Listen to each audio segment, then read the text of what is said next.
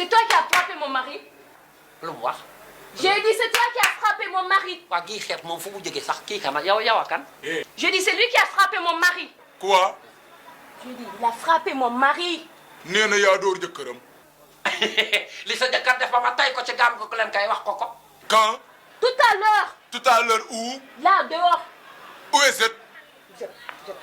Tu n'as pas compris. J'ai rien compris. Je Ici, comprends c'est pas. notre maison. Oui. Quand tu rentres ici, doucement rek et calme.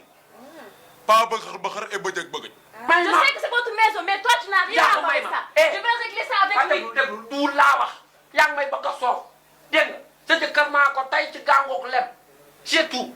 Il a dit, toi, tu la fermes et sors dans notre maison. Moi? Oui. Ok, c'est ce qu'on va voir. Ah. De sortir. Moi, je vais régler ça avec toi.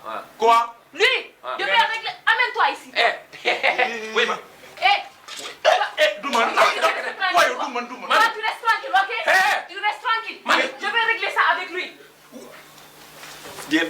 waaye loo xam ne laisse-le. Tu me feras quoi? Mon mari. On ne fera pas mon mari. Imbécile, bande de couillons que vous êtes. Tu touches à mon mari après, je